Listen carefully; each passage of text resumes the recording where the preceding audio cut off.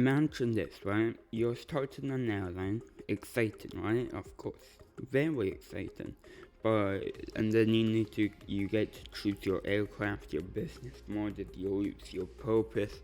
So what do you first pick? Most airlines logically start reasonably small. Maybe with an Airbus A320 family or Boeing 737 aircraft. Something like that, sensible, efficient and small. And that is quite good for small airlines. But not Global Airlines, nope. They looked at the catalog and said, give me the absolute biggest, most expensive, fuel-guzzling airport limited plane you've got. Of course, the Airbus A380. And don't worry about the sense I experience manual plan. We'll figure that out later. It's like deciding your first car is going to be a Ferrari F40 without even having a driver's license yet, in a way. Because they don't even have their own AOC, operating certificate. They operate under high fly market. So Global Airlines wasn't just ambitious, it was doomed. That's the first problem was the A380. That's the main problem. And the other main problem, the second problem, is that airlines need a purpose. Yes. And introduction.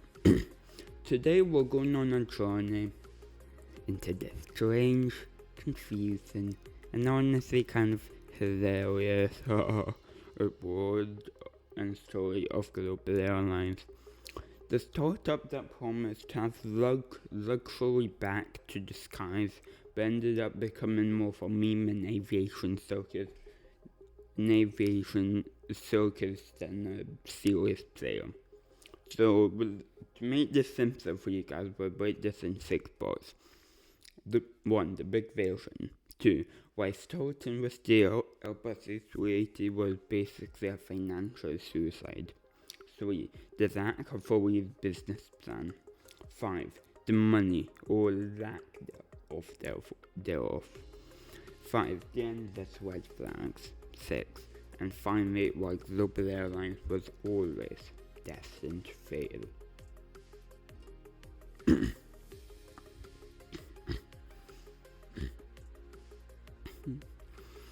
And along the way we're throwing some comparisons, side stories as you may do, and yes, a few jokes at their expense because honestly you can make this up. Section 1, the vision. Global Airlines was founded in 2019 by James Asquith. If you don't know him, he's the guy on screen now who became the youngest person to visit every single country in the world. Good achievement, respect for his skill, of course. Yes. And his big vision to bring back glamour to flying. Let's say. None of this Airline now nickel and dime, pay for breathing kind of experience. No. This was gonna be luxury redefined. Champagne, space, proper meals, a sky pop, like the good old days of aviation. Even a game exact for the gamers. Indeed, I'm not kidding. That was the original plan. And honestly, on paper that sounds awesome. Who doesn't want to stretch out on a comfy seat and sip champagne instead of wrestling for aerospace in economy? But then came the catch. Instead of starting with, a manageable aircraft type, Global Airlines went straight for the big boy, the Airbus A380. And that was mistake number 1. Section 2. The A380 problem. Okay, let's pause here, because the Airbus A380 is a beat machine. A true engineering marvel, Passengers love it, aviation fans worship it, pilots do also love it. But for an airline, it's the equivalent of owning a pet elephant. Impressive, sure, but also ridiculously expensive, hard to maintain, and if it sits around do nothing, you're going bankrupt in minutes. Oh, and analysis. Here's the reality check.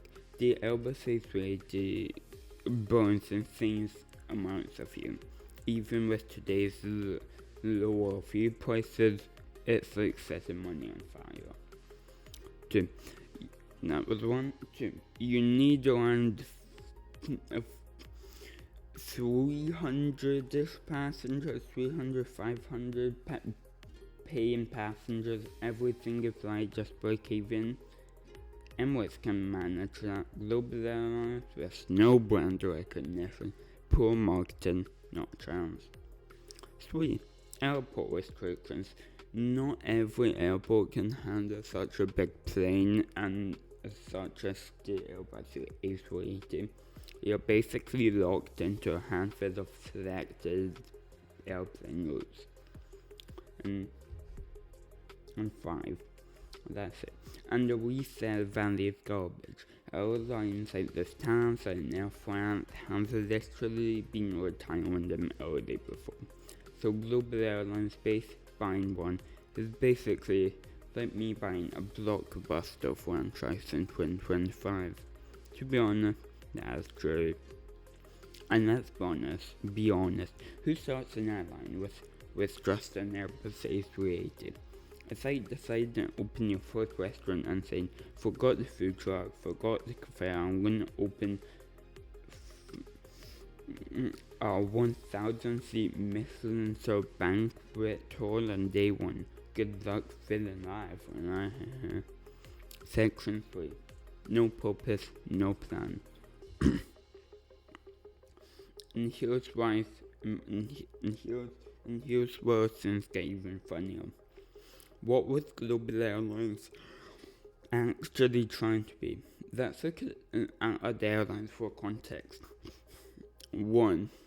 Yes, why now did steal Southwest as business idea, disclaimer. 2. Southwest made flying cheap and accessible in the United States.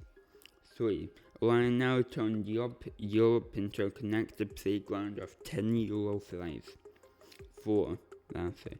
Emirates literally used geography as a cheat code to connect east-west via Dubai, which is basically in the middle of the planet.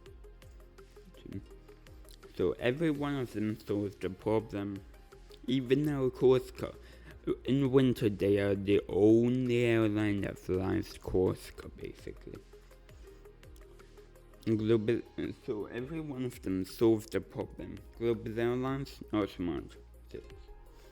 1 week they were luxury, the next week they were affordable, then they were revolutionizing aviation again. Then they were what exactly? Yeah. It felt like they were throwing buzzwords into a blender. Luxury, affordable, feature, realistic, revolution, innovation, extraordinary. But when you try to figure out what problem they were solving, nothing. And in aviation, if you don't have a purpose, you are basically flying blind.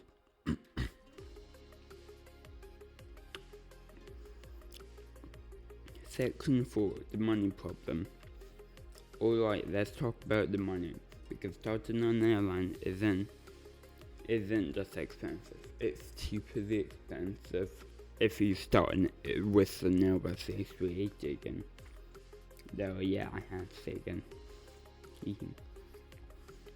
You're not just buying all these things. You need pilots, cabin crew training, maintenance, spare parts, fuel contracts, insurance, ground handling, IT systems, the airport sorts, and OEM. Usually a loyalty program. Global Airlines didn't have them, because in 2025, Good luck filling a plane without one.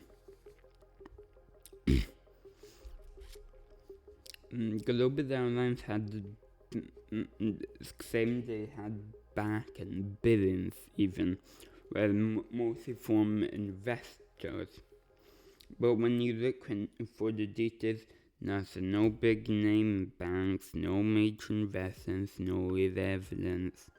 So then one may wonder, is that money bank laundering? I'm just kidding, of course.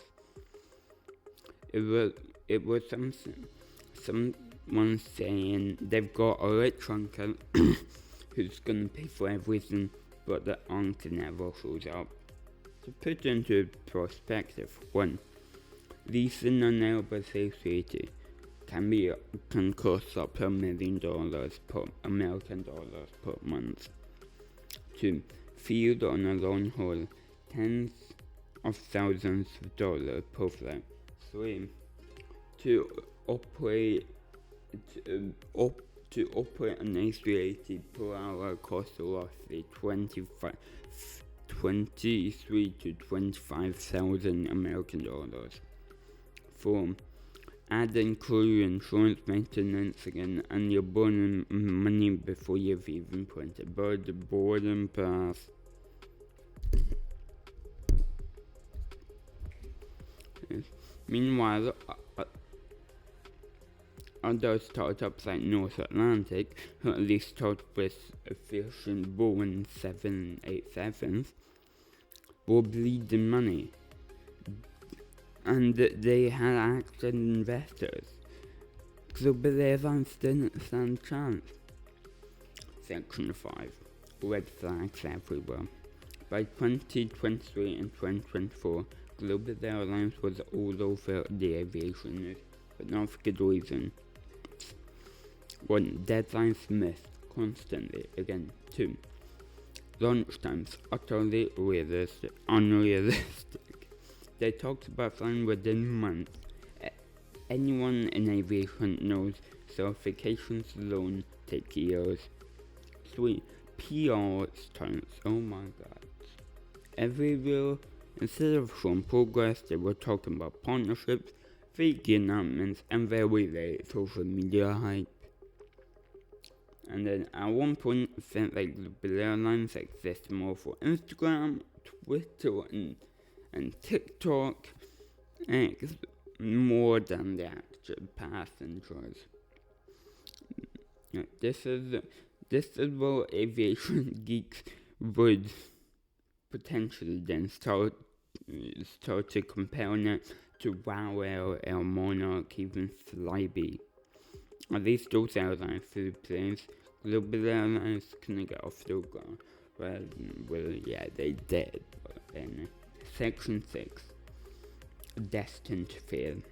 When you add it all up, it becomes obvious. No clear purpose, drone aircraft, no financial foundation, no patience for the boring but necessary steps once before. They want to skip the hard grind of being an airline, the slow growth, the trial and error, the years of building roots and loyalty, the jump straight to being Emirates 2.0 again. But aviation doesn't work like that if you saw it straight away with an Airbus A380.